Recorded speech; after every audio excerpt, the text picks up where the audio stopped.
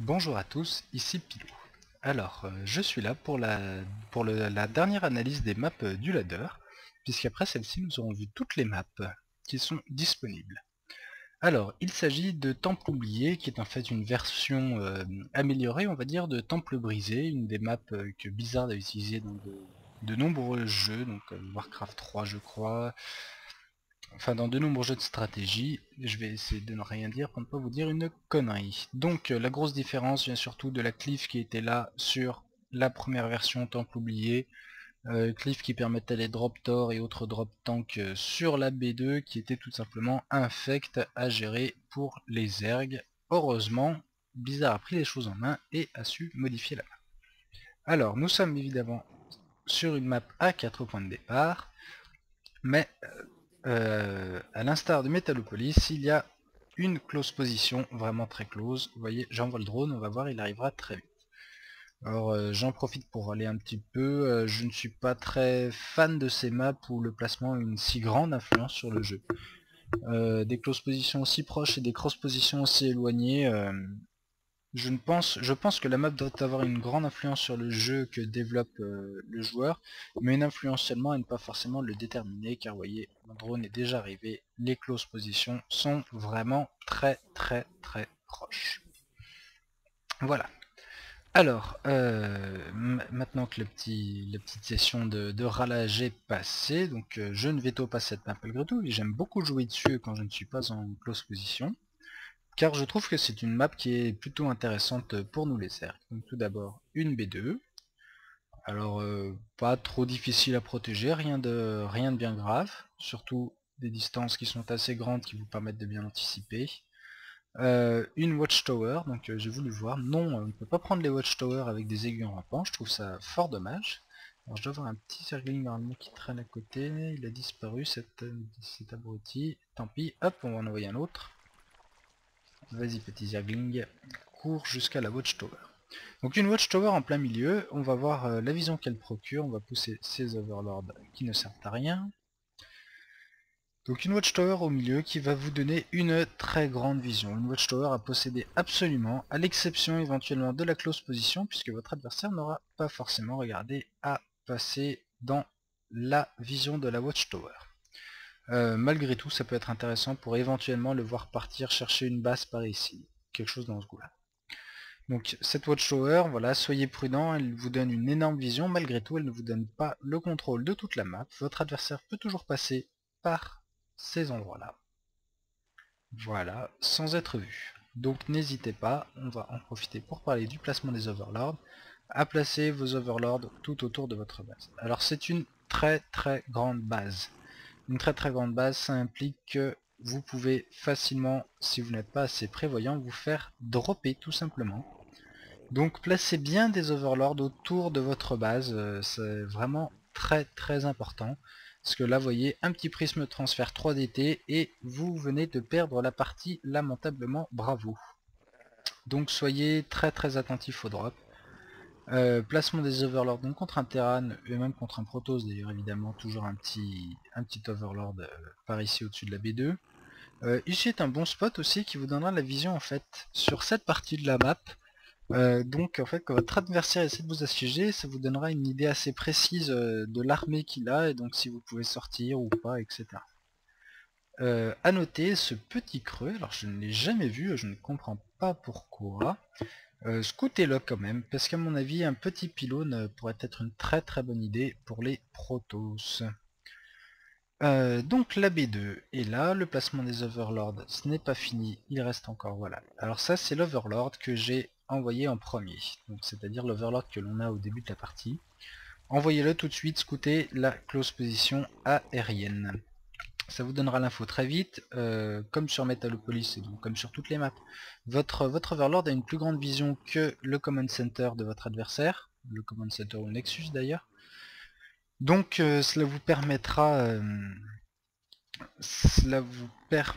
de savoir où il est sans que lui le sache, et donc il fera probablement tout le tour avant d'arriver chez vous. Donc c'est une très bonne opération pour vous.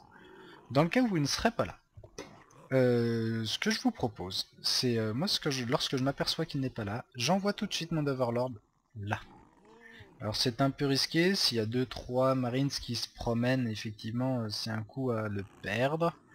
Malgré tout, ça ne m'est jamais arrivé sur cette map. Alors autant sur Hotel Taldarim, c'est une chose qui arrive parce que la map est vraiment gigantesque et votre Overlord met 10 minutes à la traverser. Mais là, c'est quelque chose qui ne m'est jamais arrivé, donc n'hésitez pas à l'envoyer par ici. Et il vous offrira un scout au moment où vous en aurez besoin. Généralement, c'est quand vous passez T2. Et donc vous allez pouvoir, quoi qu'il arrive, quelle que soit la position de votre adversaire, qu'il soit en close position ou pas, hop, vous allez pouvoir le morpher en vigilant et venir poser un petit changelin ici ou un petit changelin ici, ce qui sera tout à votre avantage. Alors évidemment contre Zerg, hein, c'est comme sur Metalopolis, les deux Overlords vont se croiser ici. Ma foi, l'information est prise pour les deux, il n'y a pas de perte. Donc parlons des bases maintenant. Votre B1 est ici, votre B2 est ici, votre B3 généralement sera ici en gold protégé par un caillou. Alors le seul petit inconvénient qu'on peut lui trouver, c'est effectivement ce caillou qui prend un petit peu de temps à casser, etc. Malgré tout, avec la présence de ce trou ici, votre B3 sera quand même très bien protégé. Vous avez juste à stacker vos unités par là. Vous protégez l'accès à votre B1 et B2 et vous serez proche de l'accès à votre B3. Elle est donc très facile à défendre. C'est une base safe malgré qu'elle soit gold. On est très très loin de la configuration de Caverne Xel'Naga où effectivement là-bas la base gold est difficile à tenir.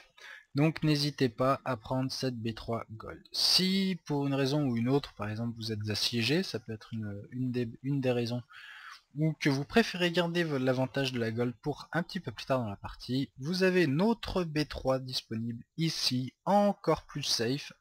Bien qu'il y ait les cailloux là, il suffit simplement de bien les regarder, donc bien anticiper en mettant un Overlord ici qui vous donnera l'info si votre adversaire cherche à push par là. Et donc là vous voyez, avant c'était une île d'ailleurs sur Temple oublié.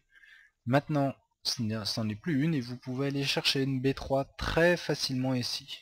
Et donc de B3 safe, qu'est-ce que ça veut dire? Tout simplement que jusqu'à B4 vous serez très safe. De même, on peut continuer comme ça. La B5 sera là, la B6 ici très naturellement. Et là vous voyez qu'en fait, en tenant ce point-là, vous serez très proche de tous les points d'accès de l'adversaire à vos bases. Il sera de toute façon gêné par ça. Ce qui va le ralentir, ce qui va le forcer à passer par un espace un peu plus étroit.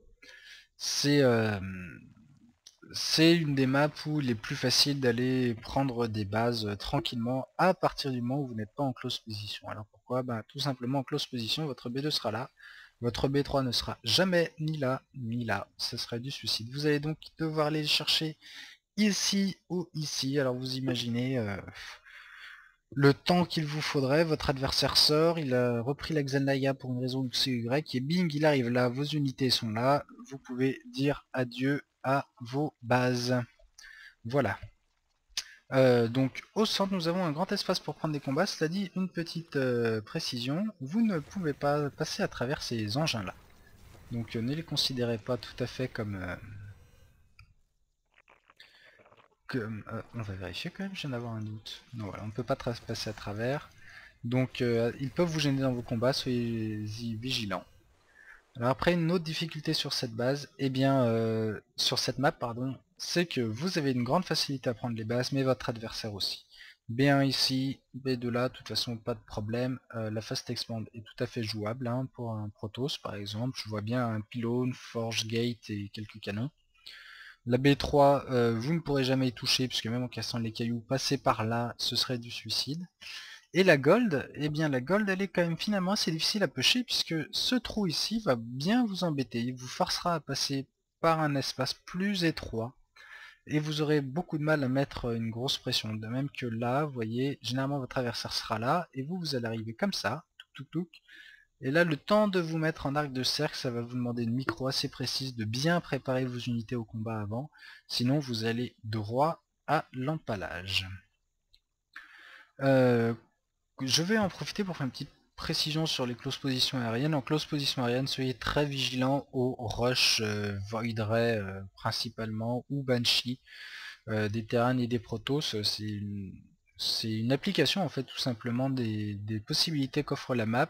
Il n'est pas rare de les voir sur des closes positions aériennes. Effectivement, hop, le Void Ray à peine parti, il est déjà chez vous.